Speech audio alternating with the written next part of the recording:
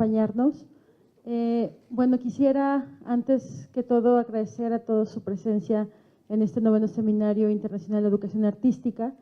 Es para nosotros un gran honor contar con la presencia de todos ustedes y desde luego con nuestra conferencista magistral, abordando un tema que es de gran trascendencia para todos quienes trabajamos en el sector de las artes y de la cultura y que de alguna manera, bueno, ella ya lo va a explicar más profundamente, la pertinencia de la perspectiva ciudadana desde la cual Liliana López Borbón, que es nuestra conferencista magistral, nos plantea justamente la gestión cultural de manera particular.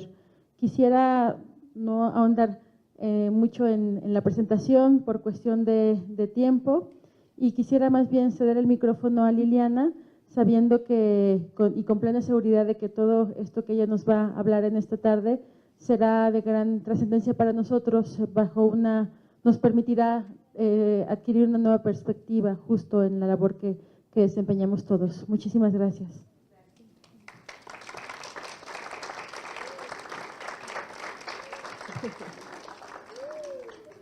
No, bueno, vinieron. Las barras bravas de la gestión son de Aguascalientes. ¿Cómo están? Buenas tardes, un gusto estar aquí. Muchas gracias, decano, por la confianza, a Irlanda, a todo el equipo. Ha sido un gusto el trabajo que hemos realizado en estos 3 días, en el taller, en el laboratorio, con los estudiantes de gestión cultural y algunas otras personas que participaron. Contarles pues que este es un trabajo que vengo realizando ya hace muchos años y que justamente le voy a dar contexto presentando algunos de los temas de donde viene o algunos de los procesos de donde viene esta reflexión. Es decir, el tema de la construcción de ciudadanía desde la cultura es un tema que lo trabajé y tuve la oportunidad de trabajarlo en la práctica hace muchos años, pero que con el tiempo me ha permitido no solamente lograr una visión, digamos, más profunda, de mayor profundidad y de mayor alcance de la gestión y de la importancia que el proceso puede tener en el territorio, sino también del significado que puede adquirir las dinámicas del ejercicio de los derechos culturales de manera activa en los procesos de la gestión. Porque uno de los, digamos, temas que suelen estar acotando la gestión es centrarla solamente allí donde la colocó la ilustración, que es en la difusión, es decir, a la gente le falta cultura y hay que llevarle cultura, y esa cultura es únicamente occidental y esa cultura es fundamentalmente europea y esa cultura está fundamentalmente contada desde un modelo eurocéntrico del mundo, donde ellos producen artes y nosotros artesanías, donde allá quedan los museos de verdad y nosotros tenemos museos de historia. Entonces, un poco como ir trasladando, digamos, las preocupaciones y además de esa preocupación, de trasladar esas preocupaciones, pues atender un poco el desarrollo de la ciencia, de la antropología, la misma sociología, donde no puede ser cierto que todos tengamos cultura, pero resulta que hay unos más cultos que otros. Ahí ya aparece una contradicción, ¿no? No es unos más que otros, si todos tenemos, ¿no? Entonces, el lugar de los creadores será el lugar de la mirada lateral y de la otra posibilidad, pero no la única ni la más importante mirada sobre el proceso. Es decir, la gestión cultural no será la gestión de artistas y obras, sino será la gestión de la sociedad desde allí donde se expresa, o allí donde se expresa, que es el lugar de lo cultural. Entonces, fíjense que, haciendo un breve resumen y de los procesos desde donde viene esta reflexión, parte fundamentalmente de los primeros procesos en los que participé. Yo tuve la oportunidad de trabajar en el programa de Cultura Ciudadana Antanas Mocus y trabajar con esta idea de los mimos en las calles. Estaba recién egresada de comunicación, tenía como 22 años y era un mundo así como muy nuevo, pero era cómo logramos que la cultura ciudadana sea el centro de la construcción de la sociedad, que las personas lleguen a acuerdos mínimos sin necesidad de tramitar el conflicto en una sociedad en guerra. ¿Cómo logramos que respeten las normas sin tener que repetirles la norma? Que respeten los derechos de los unos y los otros y las libertades de los otros, sin que sean las discusiones de un país que empieza la guerra fundamentalmente en los años 20 y que en los 30 se recrudece y en los 40 Colombia está sumergida en una de las guerras, en uno de los tiempos más difíciles, se llamó la violencia además. ¿no? La época de la violencia en Colombia. Este proyecto tenía distintos procesos, pero se centró fundamentalmente en dos temas: cómo logramos que las personas usen adecuadamente la ciudad, cómo logramos que la disfruten adecuadamente y participen de la vida común de otra forma, ¿no? De una manera participativa y de una manera fundamentalmente pacífica. De ese proyecto va a surgir años más adelante, bajo la alcaldía, no recuerdo su alcalde, pero sí el director de Cultura Ciudadana, que es Jorge Melguizo. Cuando Jorge Melguizo dirige la Secretaría de Cultura Ciudadana, que se crea en Medellín, crea 9 bibliotecas de alto impacto, 9 bibliotecas ciudadanas en las zonas más pobres de Medellín. Medellín en ese momento tenía un índice de asesinato de 350 por 100.000, era una de las ciudades con el más alto del mundo, y se trataba de lograr que la biblioteca, que más que ser una biblioteca, era un centro cultural, lograra varias cosas. Fíjense, estaban diseñadas para que las personas caminaran por ahí. Eso significaba que los chavos, cuando bajaban de los barrios bravos hacia la ciudad a trabajar, tuvieran que dejar las armas. Las armas no podían pasar por la biblioteca. Y además significaba atravesar por un lugar donde habían libros, donde habían computadores, donde podían platicar, donde podían escuchar cuentos, donde podían percibir otro mundo del que no eran partícipes, y un mundo que no era fundamentalmente agresivo, sino un mundo inclusivo, y un mundo inclusivo desde la dinámica cultural. Este proceso fue muy interesante, sigue arrojando muy buenos resultados. Medellín es una de las ciudades más interesantes en procesos culturales de los que se tenga memoria. Y luego va a venir una propuesta muy interesante de quien fuera, que no encontré una buena foto, no sé por qué, hoy no la encontré, la tenía, la perdí. Gilberto Gil fue el primer ministro de Cultura del Brasil.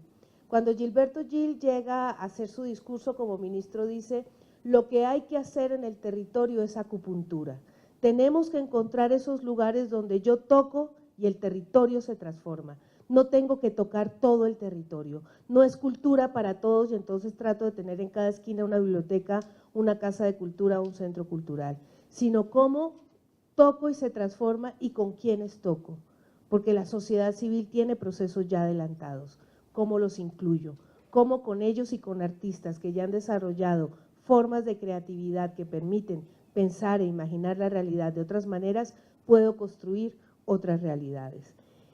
Esos puntos de cultura dieron lugar a esos puntos de cultura hoy en día son una política cultural del Mercosur, es muy interesante esa política cultural, se desarrolla en Uruguay, se desarrolla en Argentina, se desarrolla en Paraguay, y a raíz de eso se crea uno de los proyectos de colectivos independientes más grandes de los que hubiera tenido memoria en la década pasada América Latina, que se llamó Fora de Eixo. Fora eran productores, todavía existe, pero está un poco mermado, eran productores de música, músicos que empiezan a hacer intercambios en las zonas donde no hay conciertos. Producían muchísima música y no tenían cómo participar. Entonces ellos empiezan a crear sus propios circuitos, a trabajar con artistas que son músicos, con diseñadores gráficos, y crean una red que logra completar 500 colectivos en todo el sur del Brasil, y empiezan a hacer intercambios y crean una moneda. Y existe el sello Fora do Eixo. Y si tú eras un artista Fora do Eixo, podías ir a comer con chefs que hacían comida Fora do Eixo, y podías tener posibilidades de dormir en las casas de los otros colectivos, y se convirtió más bien en una comunidad, en una gran comunidad de intercambio y de posibilidad de transformación cultural desde lo independiente. Es un ejemplo grandísimo, y este proceso es el papá de lo que hoy en día se conoce como la red de cultura comunitaria, ¿no? Viva, Cultura Viva y todos los procesos de cultura comunitaria que tienen su encuentro nacional este año. El líder, el coordinador, digamos, comunitario más visible es Rafael Paredes, que es de Guadalajara, es un muchacho de unos 27 años, de Zapopan realmente, y acaba de conseguir recursos de la UNESCO para hacer el encuentro de Cultura Viva, que son puntos de cultura como los que propone Gilberto Gil, parecidos a Fuera de Eje, pero son colectivos independientes culturales, normalmente formados por jóvenes que están haciendo arte, procesos de permacultura y procesos relacionados con la dinámica cultural territorial. Por otro lado, pues está los faros, que tuve la oportunidad de dirigir y construir la red de faros. Un poco el Faro de Oriente, que es el emblemático, pues era un basurero, se limpia y se arregla el espacio. En el año 1998 se empiezan los trabajos, en el 2000 se abren 25.000 metros habilitados para la cultura, la nave mayor con más de 3.700 metros, hoy en día son casi 10.800 metros habilitados para la cultura, instalados para la producción en las artes. La idea de que la gente no necesita el centro cultural como un espacio de terapia ocupacional, sino que puede ser productor artístico. De hecho, hay un principio básico en los faros, les contaba ahora a quienes estuvieron en el taller conmigo, que el principio dice, si yo entro a un faro soy artista, punto. No profesional, pero soy artista. Entonces no hay diferencias entre los que están adentro, porque se parte del principio de que todos tenemos capacidades y habilidades expresivas, que unos se dedicarán a ello y que tendrán, por lo tanto, una creatividad, una forma de mirada lateral mucho más desarrollada y otros no. Pero la capacidad y la habilidad creativa y productiva en todos.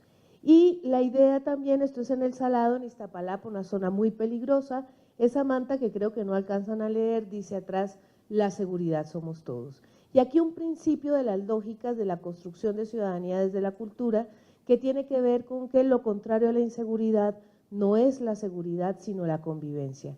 Y que construir espacios para la convivencia nos garantiza otras formas de manejar las relaciones entre el territorio, sus habitantes y las posibilidades que tienen de un mayor bienestar.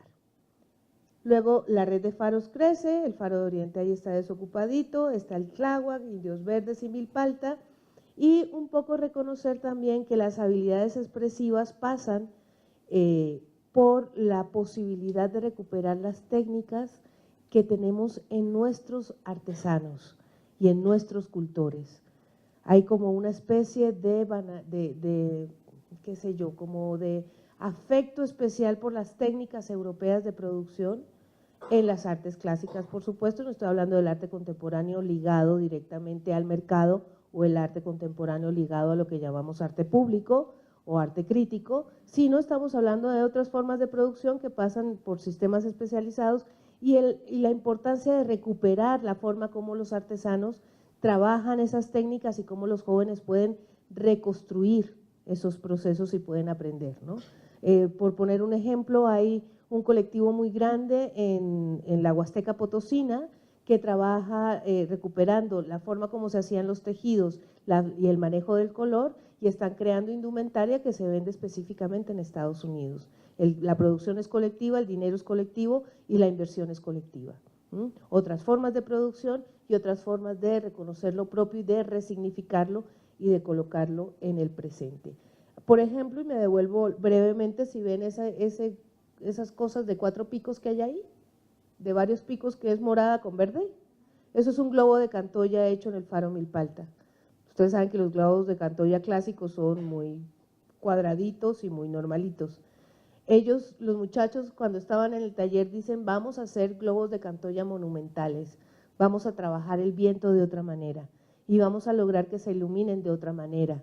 No pueden tener fuego porque incendian otras cosas. Y hoy en día este tipo de globos, que son comprados para grandes exhibiciones y se manejan normalmente con grandes ventiladores, cuando se van a iluminar, se iluminan con sistemas eléctricos que funcionan de otra manera. Es decir, la idea es no usar fuego, no generar daño, pero también recrear y reimaginar los espacios de significación que son propios de las comunidades.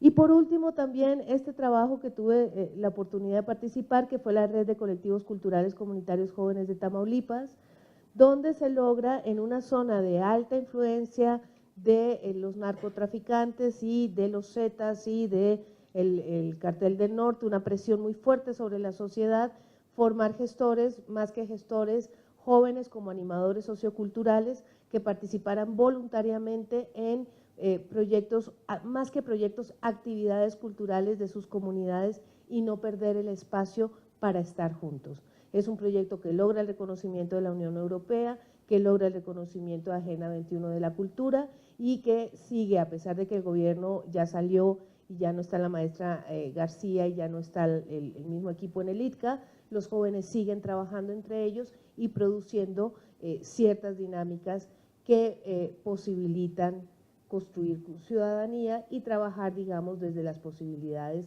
del arte y la cultura. Ahora, hay una serie de temas relacionados con la ciudadanía que verdaderamente son preocupantes, un poco esta idea que está bastante bien escrita por Neo Rabioso, ¿no? Liberty qué, igual y quién, fraternicuando, ¿no? La igualdad para unos pocos, libertad para unos pocos y fraternidad entre unos pocos, y a qué nos estamos enfrentando y desde dónde nos estamos movilizando.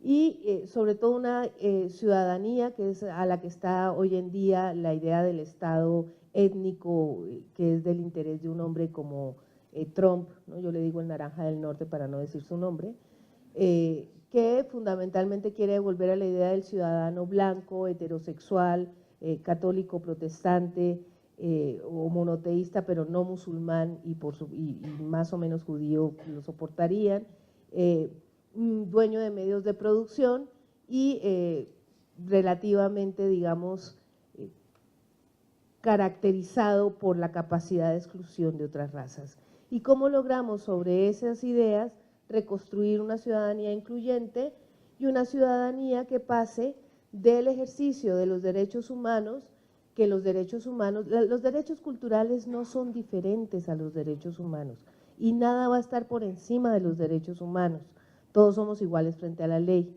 La diferencia con los derechos culturales, las distintas declaratorias que hay, la de Friburgo, una reciente que hizo Ginebra, etcétera, es que el derecho cultural se ejerce en colectividad.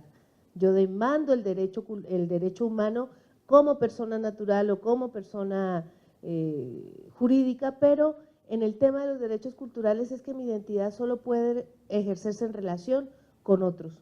Por eso se ha tenido tantos problemas en la parte judiciable de estos derechos y aunque hace poco Naciones Unidas, más bien la Corte Internacional en Ginebra, en Bruselas, perdón, acaba de imponer una pena mayor a un grupo de talibanes que hicieron destrucción del patrimonio. Es histórico, no había pasado antes, ¿no?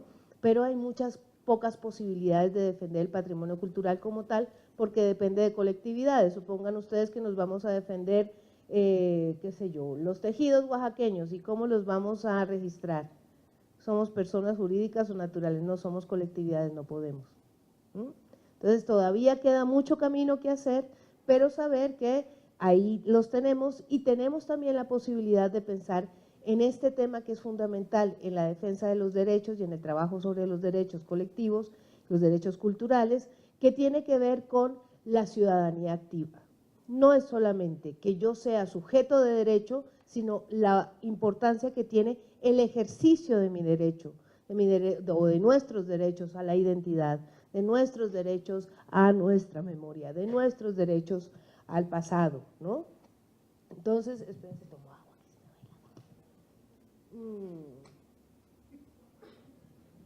¿Cómo en esas dinámicas podemos ir acercándonos a las posibilidades de la interculturalidad? El mayor problema de las políticas culturales, tanto de los sectores más conservadores como UNESCO, como de los más liberales o los interesados en otro tipo de dinámicas como el PNUD o la Agenda 21 para la Cultura, que es más territorial y local, tiene que ver con la interculturalidad. ¿Cómo logramos que se respeten entre diferentes y no necesariamente entre diferentes porque uno es chino y el otro es japonés, que es lo que nos parece que es diferente? Pero diferentes, todos sabemos que un rico no le gusta mucho comer al lado de un pobre y que le huelen un poquito feo los indígenas y que le caen gordos, ¿no? Y que que va a saber de cultura y porque entró al museo, ¿no? Entonces, guácala, ¿no? Está como feíto para estar en un museo. Está como mal vestido, le falta un poquito más de hipster, le falta barba a entrar al museo, ¿no? Todavía no se la peinó bien, le falta un poquito más de barbería. Entonces, aquí la idea del diálogo intercultural como la piedra de toque de las posibilidades de la gestión cultural en su aporte a los derechos, al ejercicio de los derechos humanos y a las posibilidades de los derechos culturales. Ahora, hay muchas dinámicas y muchas preocupaciones con respecto a la ciudadanía. En general, la preocupación aquí es cómo logramos consolidar o generar espacios donde la expresividad nos permita estar juntos, no sin diferencias, pero sí sin conflicto, ¿no? La necesidad de no silenciar al otro por mis creencias, sino de estructurar diferencias en el espacio cultural. Desde allí, digamos, tocar el tema de la ciudadanía, pensando sobre todo cuáles son las posibilidades de vivir juntos con mayor bienestar. El bienestar es un problema central, ¿no? Mientras casi todo el siglo XX se generó una estructura de la productividad y la competencia, donde el tema central era el dinero, ¿cómo logramos en el siglo XXI, a pesar de todas las adversidades en las que estamos, que son bastantes, cómo logramos colocar en el centro de las preocupaciones a las personas? Ni al arte, ni a las obras, ni a los museos, ni a la sociedad, ni a los malos, ni al dinero, por supuesto, a las personas. Y esto, por supuesto, nos remite a un espacio que es propio de las dinámicas actuales de la gestión cultural, y es que nosotros, ¿y esto qué le pasó? Otra vez. Si ven que no era solo allá, aquí también. Hola. Trabajamos fundamentalmente en lo que se considera el desarrollo humano, pero no se está reconectando, ¿o sí? Ahí va buscando. Entonces, colocar a las personas en el centro del desarrollo significa pensar qué podemos aportar desde lo que hacemos.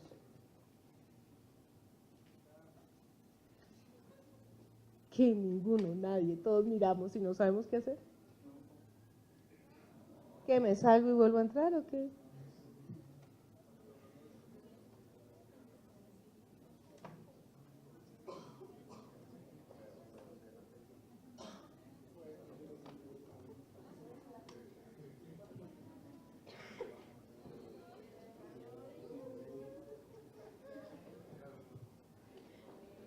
Por favor. Él ya lo solucionó una vez, yo creo que… No, bueno. Aplausos, aplausos al compañero. Los cables lo aman.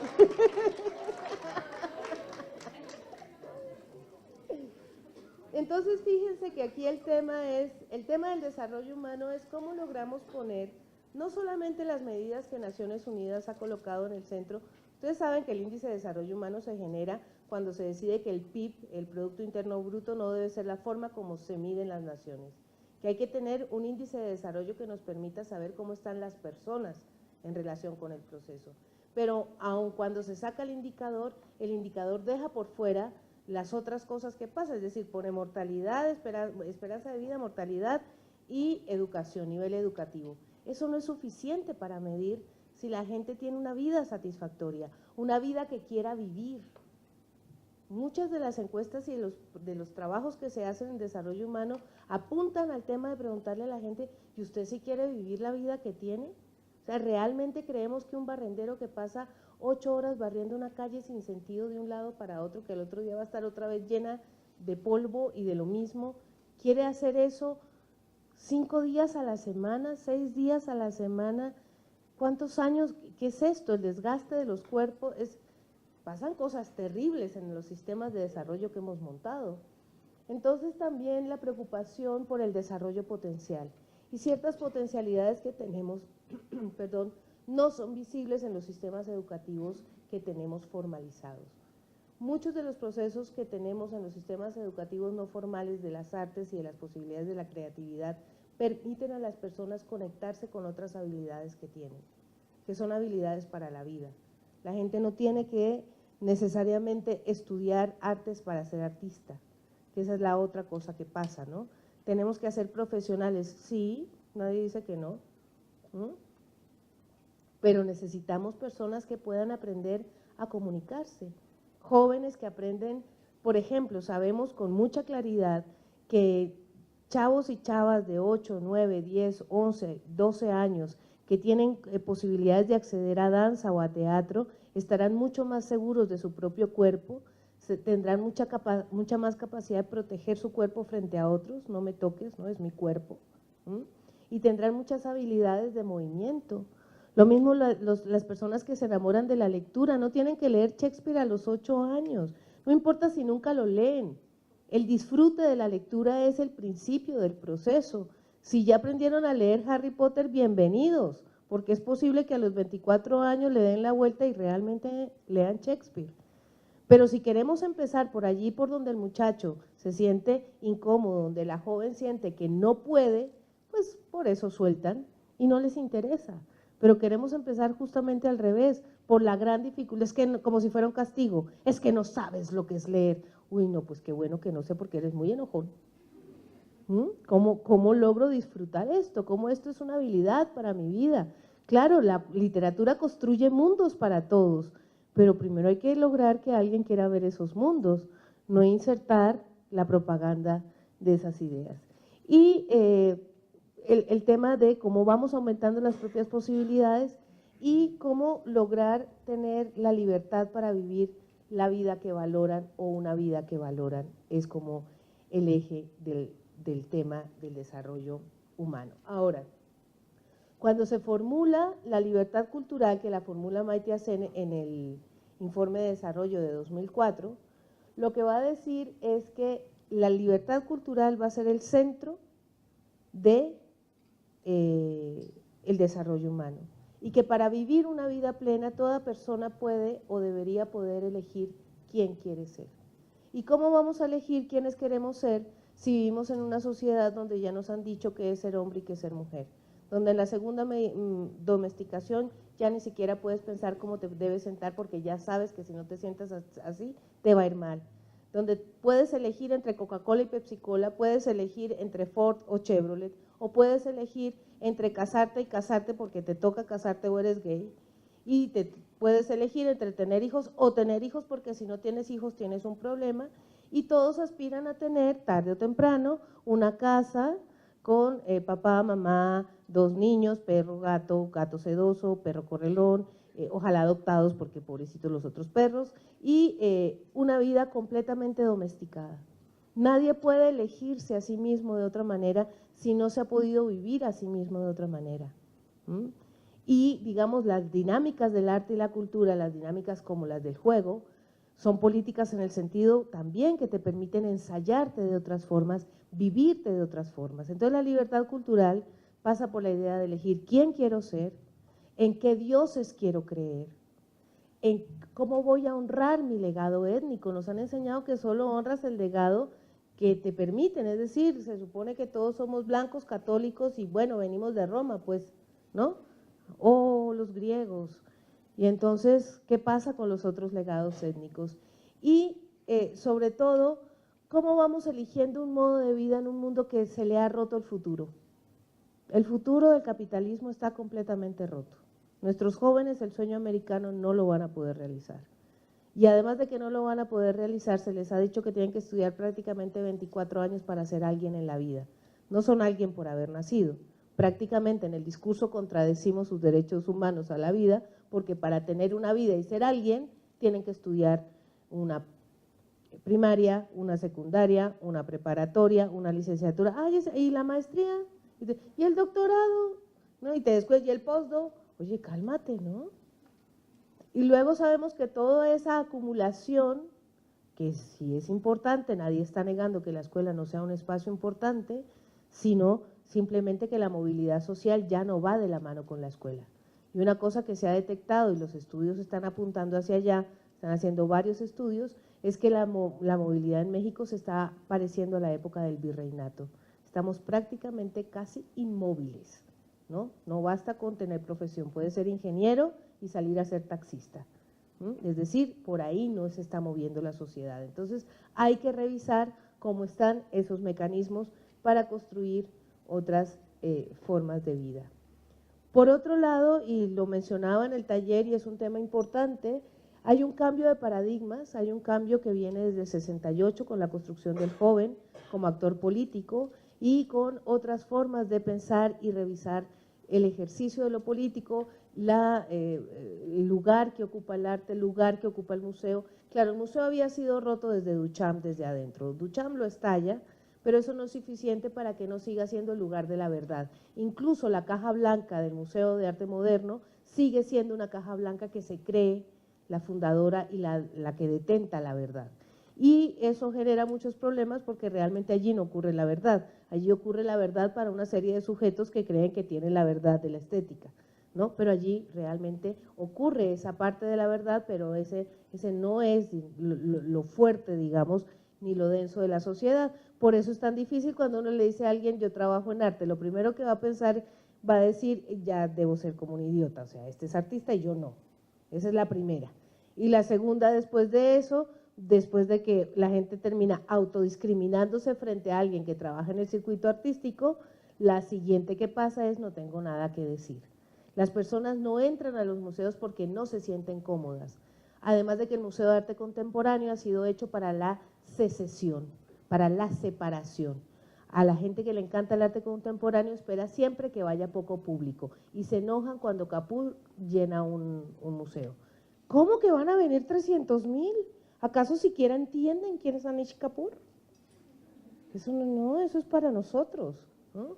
Entonces, ese cambio de paradigmas, además, por supuesto, haber pasado y haber entrado más bien después de la caída del muro al mundo de lo diverso, se hizo nuestra diversidad creativa en UNESCO y luego se hacen una serie de declaratorias, viene la cumbre de la Tierra, la responsabilidad de todos frente a lo sostenible y a las posibilidades del futuro y un cambio, digamos, entre el mundo normatizado de la productividad y el mundo diverso, que sí implica muchos retos y dificultades, pero también que está sumergido en una idea de la satisfacción inmediata, ¿no? Un poco esta idea del mundo del sacrificio, que fue el mundo de las religiones, sobre todo en Occidente, llega la Ilustración y viene el mundo de la productividad y del pensamiento, y ese mundo ha terminado y empieza el mundo de la satisfacción inmediata, ¿no? La gente quiere todo ya, y no importa si hay que destruir un bosque, si hay que acabar, hacer fracking y matar a todos los huicholes que viven en esta zona, eso es lo de menos, queremos minas, no importa, ¿no? Queremos que todo ocurra ya. Eso es parte de un proceso que hay que empezar a revisar cada vez más fuerte y que hace parte de las responsabilidades culturales, de las posibilidades que tenemos de estar juntos. Miren, ahí está más grande nuestro globo gigante de Cantoya, nuestro globo monumental.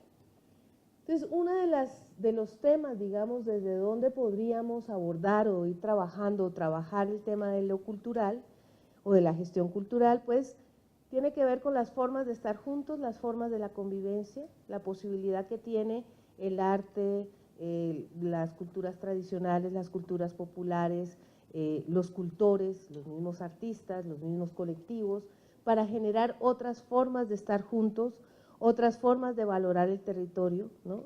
Fíjense que hay un desprecio sistemático, no sé cómo está en Aguascalientes, pero la gente siempre cree que las mejores ciudades quedan en otro lado, que todo lo bueno pasa en Estados Unidos o pasa en Europa y que si es ciudades, que París sí es una ciudad, ¿no? Y que aquí no, y si no es Shanghái, y si no es Nueva York, y si no, todo queda en otro lado, ¿no? Y si es política cultural, no, es que siempre es mejor Argentina, no, es que los franceses sí saben de eso, ¿no? Y se nos olvida el lugar y la importancia del territorio, porque el territorio es donde transcurre la vida, donde ejercemos la identidad, donde somos lo que estamos siendo y lo que podemos ser. También la valoración y el respeto por las formas de expresión, por las tradiciones y las nuevas generaciones, y sobre todo generar espacios de intercambio y reconocimiento de las diferencias sin intervenir en las creencias ni en las identidades de las personas. Es decir, no hacemos gestión cultural para que los chavos dejen de escuchar reggaetón, sí para que amplíen sus umbrales de reconocimiento simbólico, pero no para arrancarles su identidad, ¿no? Eso es muy importante porque a veces queremos volver a todos occidentales, creyentes en la Mona Lisa es el dedo pequeño de Dios, ¿no? Y pues ahí hay una serie de dificultades de por medio. ¿Qué retos encontramos? Por un lado, el tema del trabajo, lo platicábamos y lo seguiré diciendo. Una de las cosas importantes es que los gestores culturales deberían aprender muy pronto a crear trabajo y no a pedir trabajo. ¿Quién me va a emplear? ¿Voy a ser funcionario público o voy a entrar a Cinemex? O para, ¿cómo se hace el currículum vitae? Esto me salió a mí de un día justamente que una alumna me dice, maestra, ¿cómo hago mi currículum vitae? quedé asustada. Dije, ¿de verdad? ¿Vas a salir a pedir trabajo? ¿No vas a construir trabajo? Por lo menos pide uno, invéntate otro. Pero invéntate uno que te haga feliz y el otro lo pides y así no te hagas feliz, estás haciendo otra cosa que te hace feliz. Pero, ¿no? Por otro lado están los desafíos más fuertes, el tema de la movilidad que les contaba ahora y el ocaso de la figura del joven, ¿no? Ya los jóvenes no son el centro del universo y ya solamente los ricos son el centro del universo y hay todo un problema porque el joven está perfectamente criminalizado en este momento y además de esa criminalización desacreditado, ¿no? Entonces, todo, eso, el adultocentrismo típico, ¿no? Es una ocurrencia, si tiene 20 años, ¿qué va a pensar? Pues como que no piensa, ¿no? Entonces la idea del adulto y del adultocéntrico como un ser humano acabado y perfecto que ya lo vivió todo y lo sabe todo. Eso mete muchísimo ruido en las posibilidades de la gestión cultural. Cómo construimos otras formas de estar juntos, es decir, cómo construimos redes de colaboración, redes de participación, redes para cuidar los derechos no solo de los gestores, sino los humanos, los derechos a la expresividad, los derechos a la libre expresión y participación. ¿Cómo transformamos tiempos y espacios y logramos habitar? Ahí ya tiene que ver con las posibilidades y los desafíos de la gestión. Fíjense, nos han dicho que lo cultural ocurre cuando no hay nada que hacer, ¿no? Si yo tengo, si tengo que ir a comprar zapatos, eso es una ocupación, tengo que ir a comprar zapatos. No tenía nada que hacer, fui al centro cultural. Había una obra de teatro y fui a verla como no tenía nada. Entonces parece que lo cultural ocurre ni siquiera en el tiempo libre, sino en el tiempo desperdiciado. ¿Cómo pensamos el tiempo del proceso cultural como el tiempo creativo? ¿Cómo pensamos los espacios como espacios creativos? Las infraestructuras culturales no como espacios mecánicos para desarrollar habilidades, sino lugares donde puedo crear sociedad, donde puedo transformar sociedad, donde puedo imaginar formas de estar juntos. Y, por supuesto, uno de los mayores desafíos que tenemos en la gestión tiene que ver con la incertidumbre del futuro. Una de las cosas urgentes sobre las que nosotros, y fundamentalmente yo más trabajo en estos laboratorios que he ido desarrollando, es el problema de cómo construimos espacios para imaginar futuros posibles. Necesitamos todos los futuribles posibles. No hay futuribles suficientes. No es esta idea de la casa, el carro y la beca, eso no va a funcionar. No va a funcionar ni siquiera los sistemas de alimentación que tenemos. Con la liberación del CO2 en Estados Unidos, el mundo puede tener entre 10 y 20 años de lo que conocemos. El efecto invernadero puede ser brutal. ¿Cómo nos ponemos a imaginar mundos en vez de decir que lo que tenemos es que ser buenitos y repetir el modelo que sabemos que ya no funciona? Esa modernidad está quebrada, ¿no? Entonces, o rota. ¿Hacia dónde vamos? Hay que romper el futuro e inventar futuro. No solamente está roto el presente, sino hay que romper el futuro. Y uno de los problemas más serios y más acrecentados en los últimos años en las dinámicas de la cultura y de la gestión cultural es la gran discriminación que estamos viendo emerger de nuevo, ¿no? Que no solamente la ejercen presidentes, sino que se ejerce en distintos lugares por doquier. Y las preocupaciones relacionadas con la difusión, no voy a hacer una lectura de todo el tema que está allí, pero que recordemos que la cultura que se está produciendo y mucho de lo que se está haciendo no cabe en los museos. El museo no es ya más la jaula que queremos habitar. Y los gestores deben construir los otros espacios de libertad para que el arte pueda transitar y las posibilidades de la estética, las posibilidades de las metáforas, la posibilidad de lo simbólico, construya espacios públicos en otros lugares, los otros lugares, ¿no? Recordar también, y por otro lado, que las estructuras materiales de las condiciones de vida afectan profundamente el alcance de la gestión cultural para construir ciudadanía. Es decir, que se le ha dado demasiada fuerza o se han guardado demasiado el caldo de la idea de que ¿qué vamos a hacer? Un grafiti, un macromural y el mundo será perfecto. No, disculpen, un macromural, si al caso tiene una incidencia de 6 meses en una comunidad. Que se hizo en Palmillas, esto es Hidalgo, fíjense, el MIBE, que es un chavo durísimo, que fue banda, que de los duros, de los buenos grafiteros de este país, ya tenía un colectivo muy grande y se le ocurre trabajar con los chavos de ese barrio. consigue dinero para Palmillas, un poquito de dinero de prevención del delito. Y pues a alguien le sonó que eso estaba muy bueno y ya se metió el municipio dijo, no, no te vamos a dar 100,000 pesitos. Ven, te damos 500 y hagamos unos talleres y los chavos y la cosa. Y ya fue subiendo, al final soltaron 5 millones de pesos para el proyecto, de los cuales ellos no vieron ni el 3%, ¿verdad? Fue el presidente a inaugurar, pintaron esto todos los chavos, y una vez pintan e inauguran, ¿qué es lo que más le gusta a los funcionarios? La foto, y luego se van. ¿Qué dinero había para seguimiento? Cero. ¿Qué pasó con los chavos que habían salido de actividades delictivas de menor escala, ¿no? Ladronzuelos, no es gran escala, no es narcotráfico, ¿no? Es pequeña escala, es delincuencia común. Pues tienen que volver a la delincuencia común porque de allí no salió nada más que qué bonita la foto, que le dio la vuelta al mundo y que ahí están los de Palmillas y que el MIBE es un genio y llegaron a París y vinieron los de París y les hacen un documental y ¿dónde queda el proceso? Nos gustan los objetos, nos gustan los resultados, hay que trabajar en los procesos, hay que revisar de manera seria los procesos. Así, para ir concluyendo, pues una de las cosas que deberíamos trabajar en este tema de los derechos culturales es cómo estamos manejando las formas del hacer, cómo estamos construyendo espacios de colaboración, desde dónde colaboramos. Muchos sabemos que en la vieja gestión artística y sobre todo en el viejo paradigma de la ilustración hay que gestionar son los egos de las personas y no los procesos culturales. Entonces, buena parte de los retos pasa por cómo logramos verdaderamente meternos en las formas del hacer, qué alcance tienen los proyectos.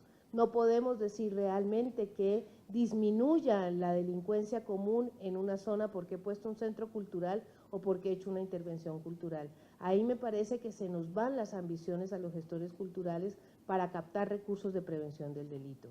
Hacemos prevención tipo 1, nivel A, y eso significa ciertos procesos de convivencia, pero no retracción de los números duros en relación con las políticas de seguridad pública.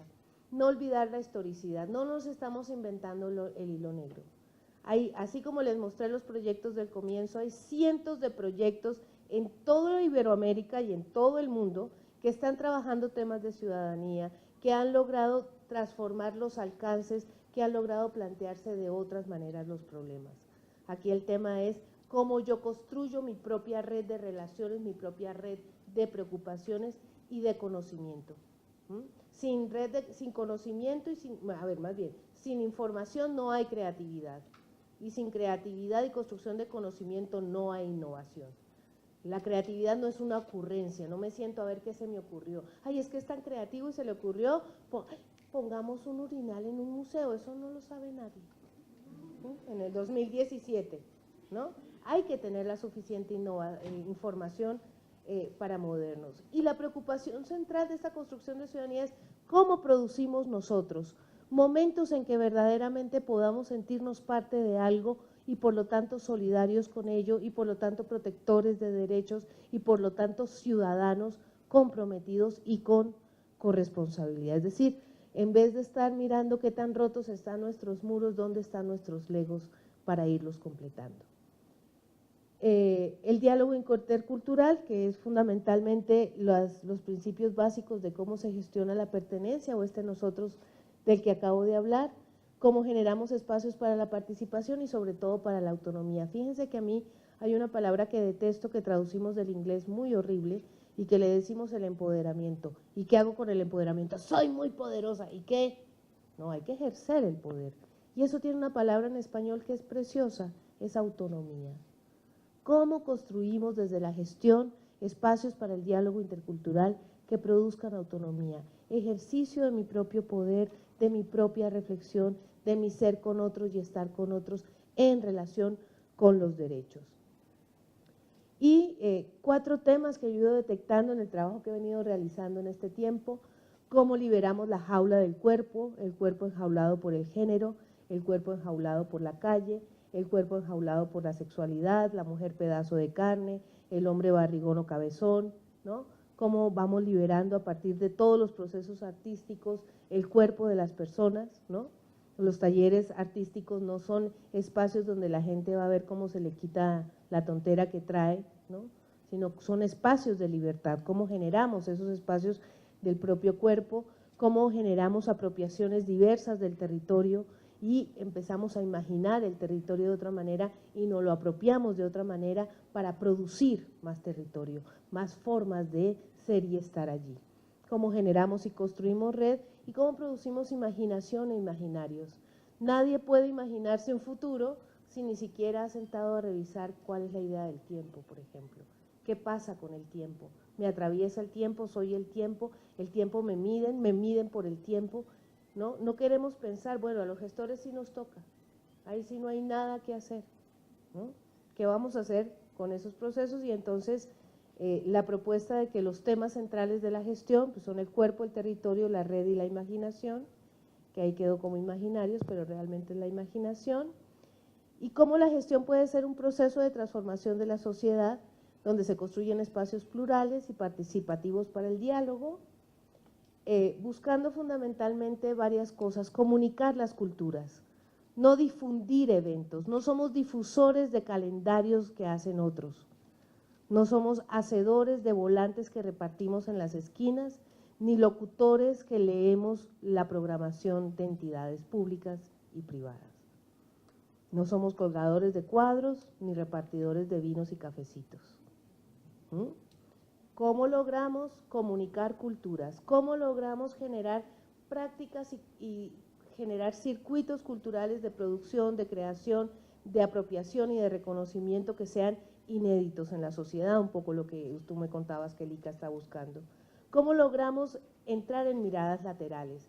Desde la visión ciudadana no existen los genios y no hay unos seres humanos que son iluminados por los dioses y viven en el panteón del arte, y otros intermediarios que son los pinches gestores y otros babosos que están aprendiendo de qué es el arte y que necesitan ser educados.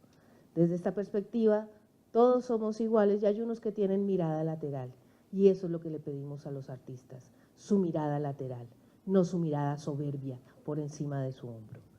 Y cómo entonces construimos espacios para la emergencia de la creatividad, ¿no? Que podamos juntos explotar y explorar esos sentidos, ampliar los umbrales del reconocimiento simbólico, y me refiero con esto no solamente a que los pobres, los muchachos pobres que no tienen lana y solo escuchan banda, no, yo conozco muchos pobres muchachos ricos que solo escuchan Beyoncé.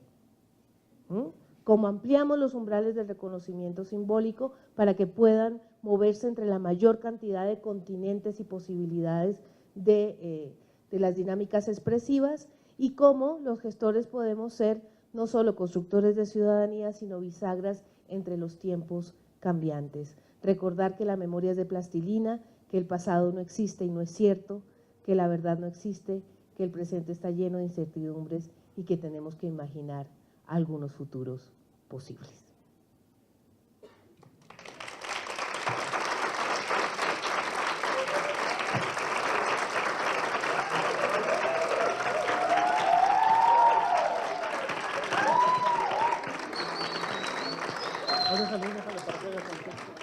Pasamos a una ronda de preguntas. La propuesta de… ¡Ay! Hagamos una ronda de unas 4 o 5 preguntas, que sería lo ideal. Y hago una apuesta de respuesta. Si nos alcanza el tiempo, entramos en una segunda ronda y con 2 rondas damos por cerrado el proceso. ¿Les parece? No, bueno, usted ya está aquí. ¿Ya? Bueno, hay cosas muy interesantes en su charla, pero creo que para dialogar o entender su conversación hace falta que haya definiciones más, me parece, más precisas en su intervención. Por ejemplo, cuando usted menciona libertad cultural y en alguna de sus diapositivas hay una aproximación a este concepto donde menciona vivir una vida plena implica poder elegir la vida propia, etcétera. Eso parece una materia de acción para la política misma y no tanto para la gestión cultural. En todo caso, ¿cuál sería la diferencia entre algo que le compete estrictamente a la política que es tratar de garantizar la convivencia entre los seres humanos, y la gestión cultural, que bajo ese principio está muy próxima a ello, ¿no? En cualquier caso, me parece que no estaría de más que comenzara por definir libertad, luego cultura y luego libertad cultural, para entonces entender a qué se está refiriendo usted. En cualquier caso, me parece que la tesis central de su intervención es vincular la gestión cultural como una manera de activismo vinculada con una agenda política donde está viendo o velando por las sociedades o comunidades, vamos a decir, económicamente menos favorecidas. Pero, en cualquier caso, ¿cuál es el papel de la gestión cultural con las sociedades o comunidades económicamente favorecidas, porque no aparecen en su intervención? Gracias.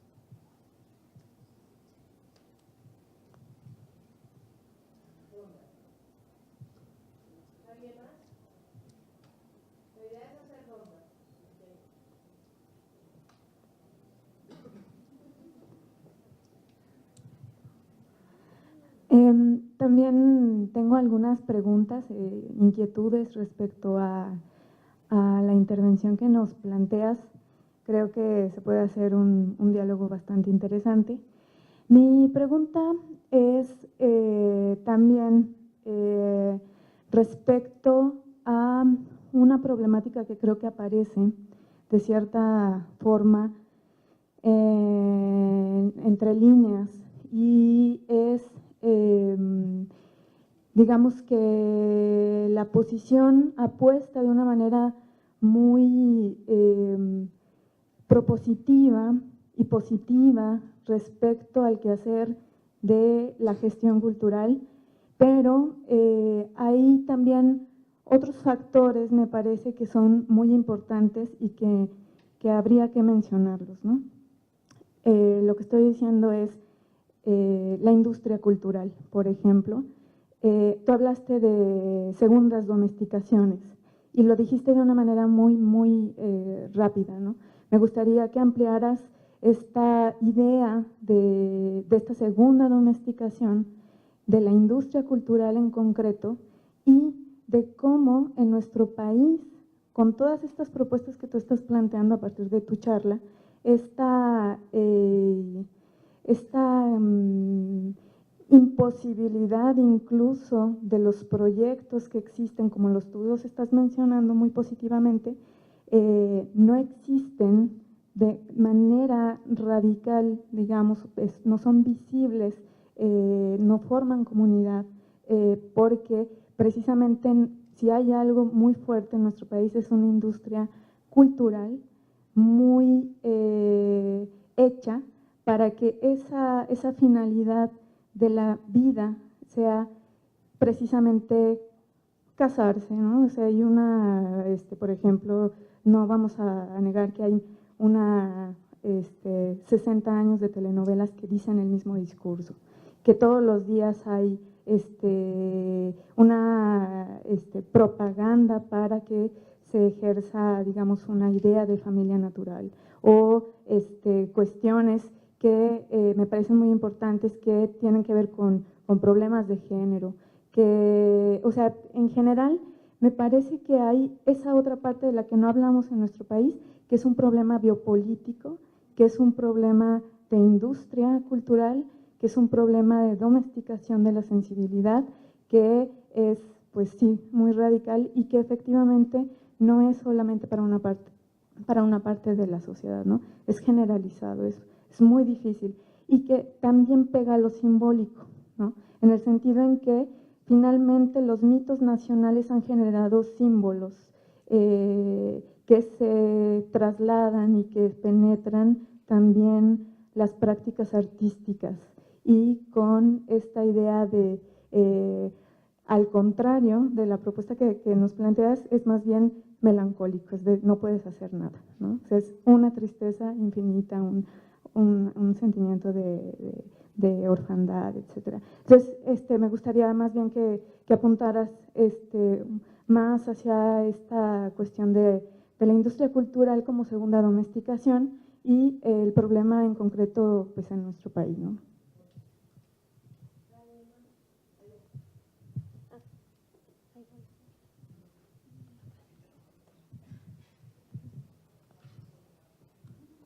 Bueno, hay dos cosas que me llamaron muchísimo la atención. Una sobre el adultocentrismo. Y entonces, si los jóvenes en este tiempo son una parte de la sociedad que está criminalizada y que está pues siendo oprimida, ¿cómo hacemos que de pronto la gestión o el gestor cultural no se vuelva tampoco un agente adultocentrista, ¿no? Que en su labor de gestar lo que sea, no sea adultocentrista, ¿no? Y la otra es sobre el empoderamiento. Entiendo yo el empoderamiento como un proceso para llegar justamente a la autonomía. Entonces, si no hay empoderamiento para poder ser autónomo, ¿cuál es el proceso para poder lograr la autonomía que mencionan? Y eso es todo.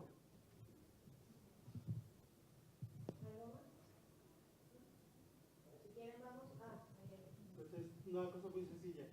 El planteamiento de la tesis estaría alrededor de hacer del gestor cultural el organizador de la disidencia en un sistema, yo reivindico los adultos, en este modelo adultocentrista, y el papel de una institución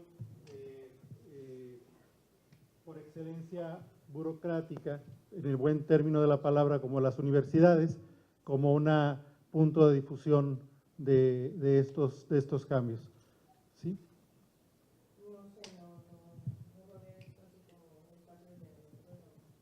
Pero déjeme lo pienso mientras voy platicando.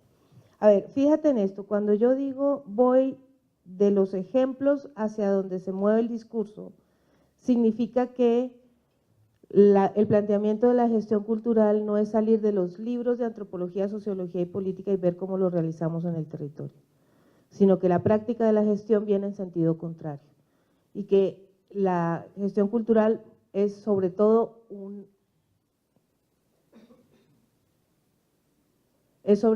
una praxis, un proceso reflexivo, reflexión, acción, acción participativa si quieres, participativa no porque vamos a trabajar para pobres y todo lo que es comunidad es lo que está por debajo de la clase media, ¿no? Sino en general. Y cuando yo estaba armando esta reflexión, que la estaba armando por primera vez para mi tesis de maestría, justamente en busca de la política, que es el texto de Bauman, que es un texto donde empieza a buscar dónde está la agencia, empiezo a localizar dónde pueden estar las posibilidades de estas dinámicas de pensar la gestión cultural y este tipo de proyectos culturales desde otras perspectivas, ¿no? Digamos, desde ahí empiezo a ordenar, por supuesto, entonces viene desde un ordenamiento del discurso político, pero acto seguido y a partir de ese proceso viene todo el tema Foucaultiano, que ya no necesariamente estamos parados en una sociología, digamos, claro, este es Bauman antes de lo líquido, no Bauman líquido.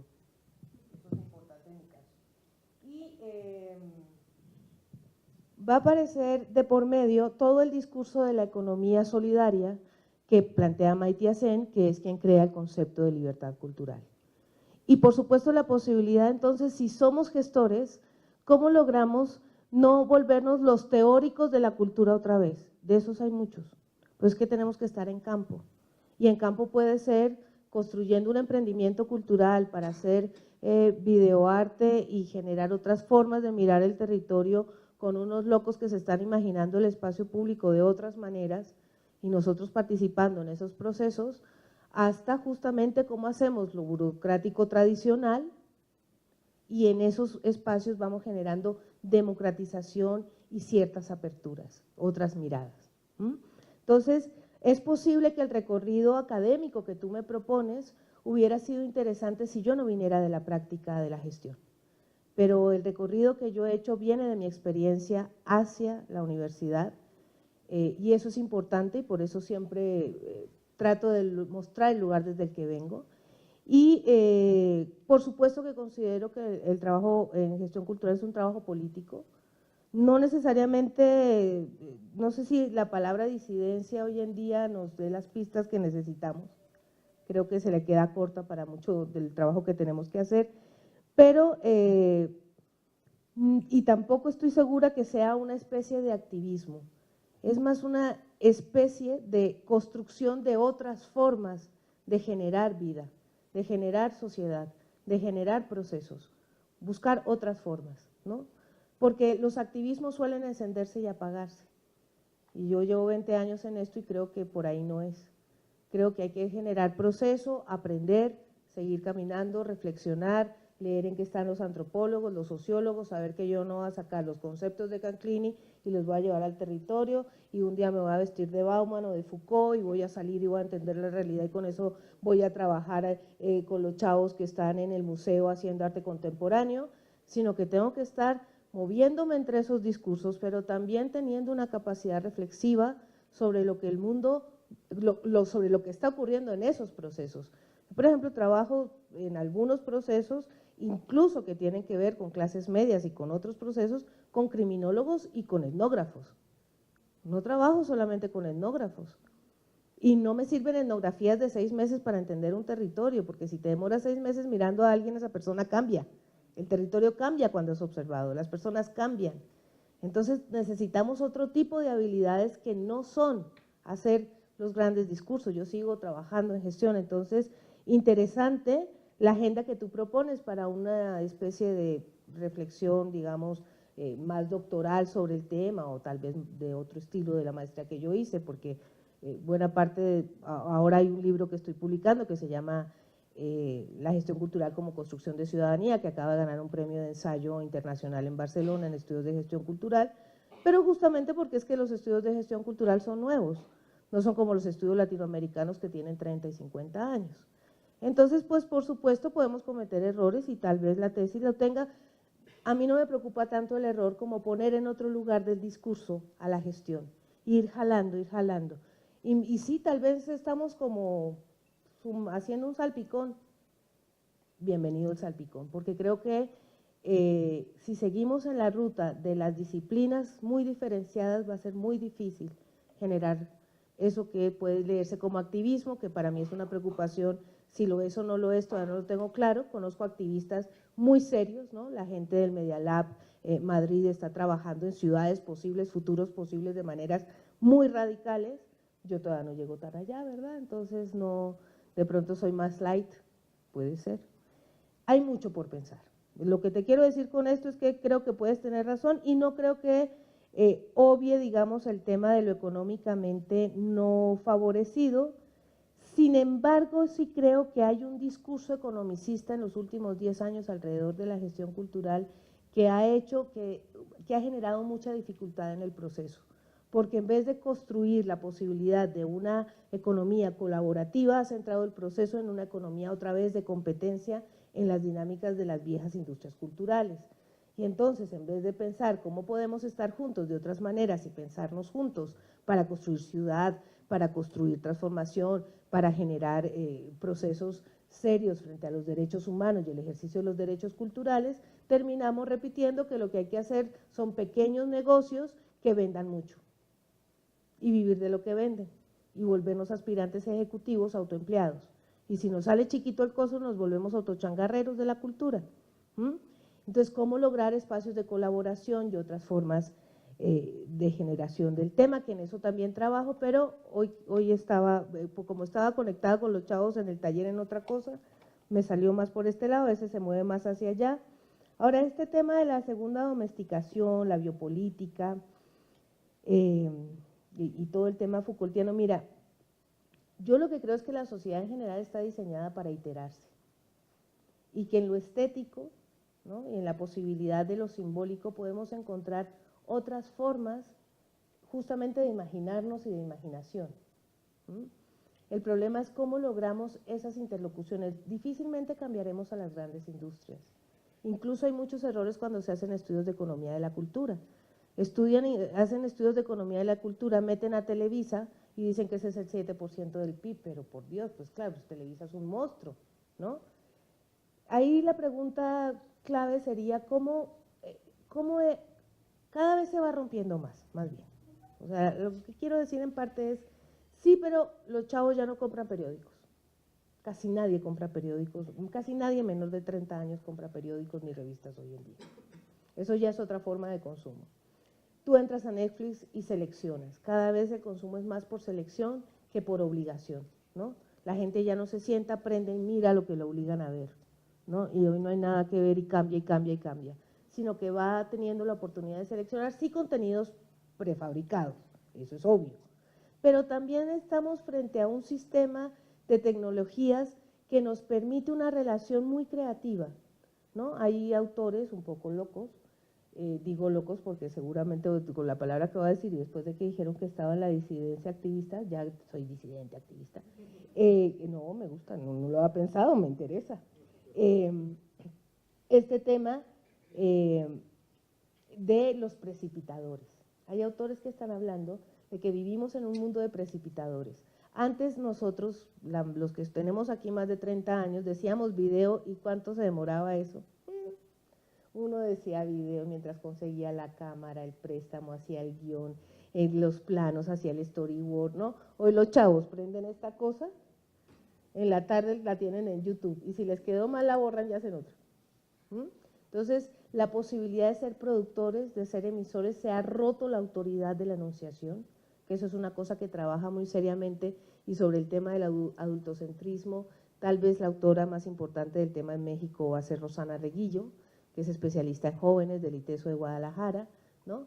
Entonces, ¿cómo se rompe la autoridad de la enunciación con las tecnologías de la información y la comunicación? Y cómo, por ejemplo, las universidades tendrían que plantearse el uso intensivo de nuestros jóvenes como productores en estos medios y como grandes circuladores en estos medios, que crean nuevos circuitos y generan nuevos impactos, incluso nuevas economías a partir de estos procesos, ¿no?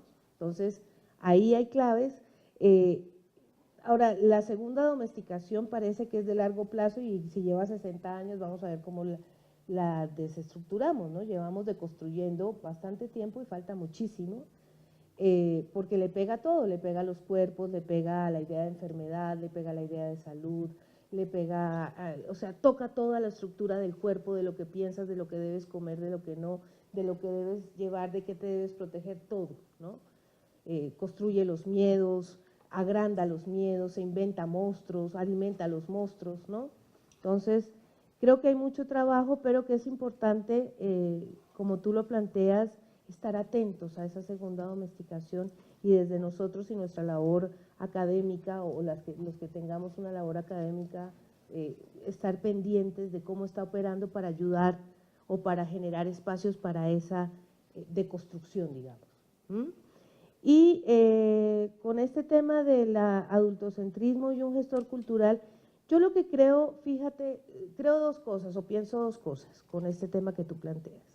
Uno, cuando creemos que el lugar de la cultura es el lugar de la verdad y el lugar del arte es el lugar de la verdad, ahí tenemos un problema adultocéntrico muy serio y es el adultocentrismo además occidental, ¿no? Entonces es más complicado digo porque lo tenemos muy internalizado. También ocurre mucho cuando repetimos recetas, es que así es como se hace, si así es como se hace y no estamos ensayando, estamos en el adultocentrismo del gestor cultural, ¿no?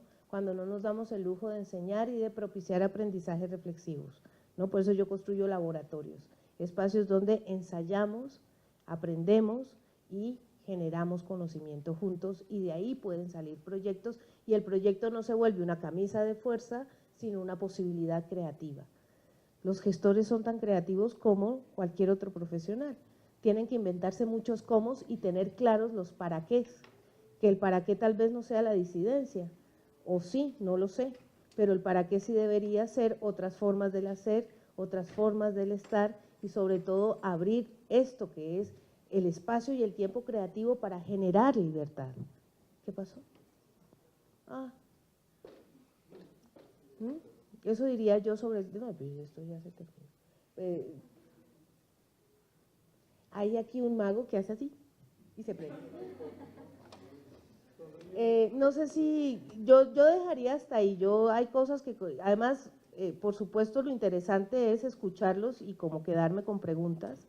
No sé si haya alguna otra pregunta, algún otro comentario, o si quieren, paramos aquí.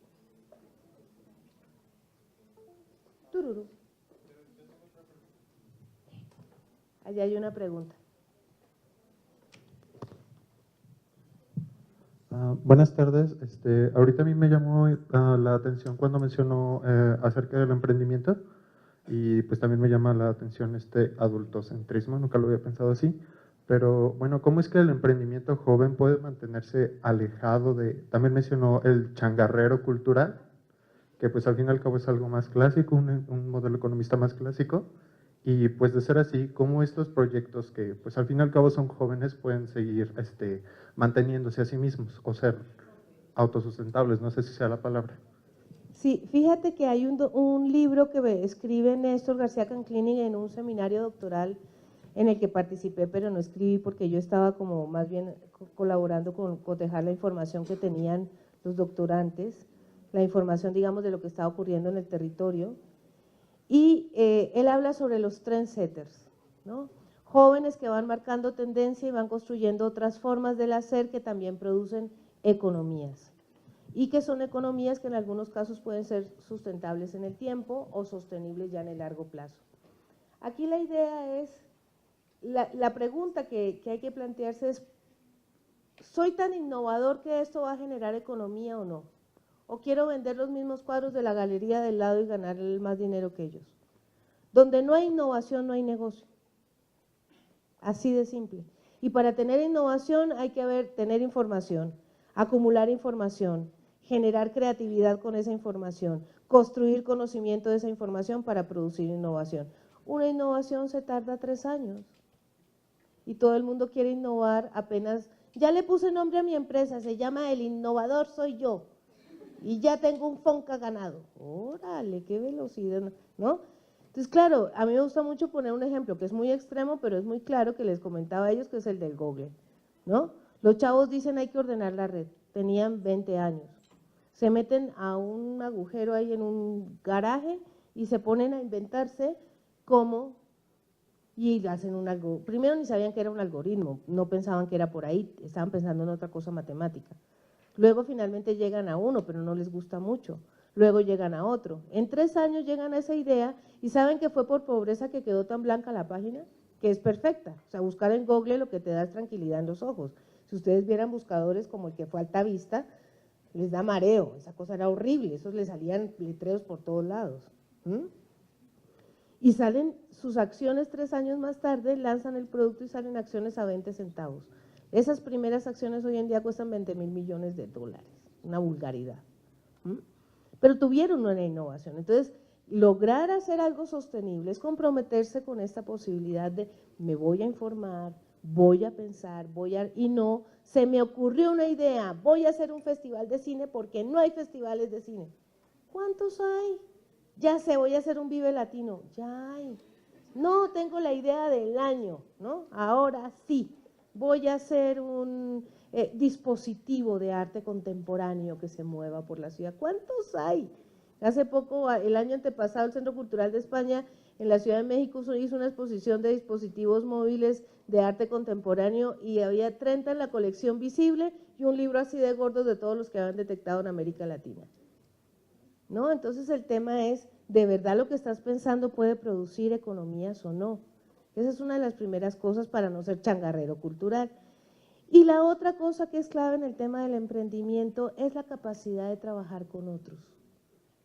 Nos han enseñado que hay que generar competencia, aquí es cómo generamos colaboración, cómo hacemos alianzas para poder generar emprendimientos que tengan sentido social.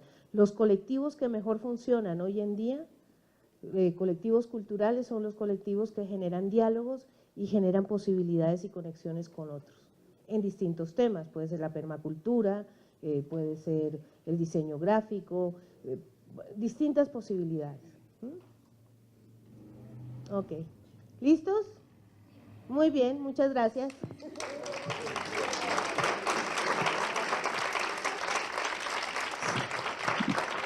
Muchas gracias a Liliana López Borbón. Y ahora quisiera pedirle a nuestro decano, el maestro José Luis García Rubalcaba, si nos hace el honor de entregarle el reconocimiento por su participación a Liliana López Borbón. Bueno, yo creo que nos movieron mucho el tapete. Hay muchísimas cosas por hacer. La creatividad es fundamental. Aquí todos los que estamos en estas áreas tenemos esa posibilidad, pero la acción es la que da más conocimiento en este tipo de casos. Decía Platón que la teoría sin la práctica es estéril y la práctica sin la teoría va a la deriva. Y yo creo que aquí con el magnífico ejemplo de la maestra Liliana, pues nos ha abierto todo este camino. Hay muchísimas cosas que hacer, tenemos que hacer muchas sinergias, tenemos que cambiar muchos paradigmas, tenemos que romper todas las inercias, hay que estar innovando y la participación entre todos es importantísima. Entonces me permito leer este diploma que dice: la Universidad Autónoma de Aguascalientes, el Centro de las Artes y la Cultura y el Departamento de Arte y Gestión Cultural otorgan el presente reconocimiento a la maestra Liliana López Borbón por su destacada participación como conferencista magistral del tema Derechos Culturales y Construcción de Ciudadanía, los retos de la gestión cultural en la actualidad dentro del 9º Seminario Internacional de Educación Artística, los derechos humanos desde la perspectiva del arte y la cultura.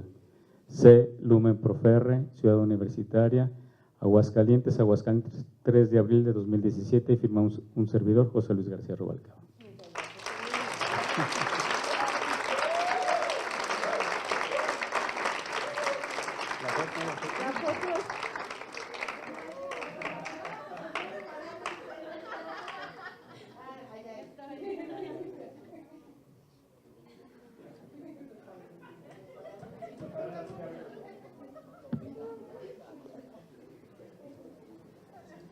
Bueno, pues tenemos un brindis.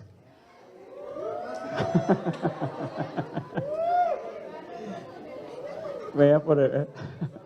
Muchas gracias. Muchas gracias a todos y les recordamos que el día de mañana tenemos también el taller con Santiago Veracubas a partir de las 10 de la mañana aquí en esta aula, por favor. Muy amables, gracias. Muchas gracias.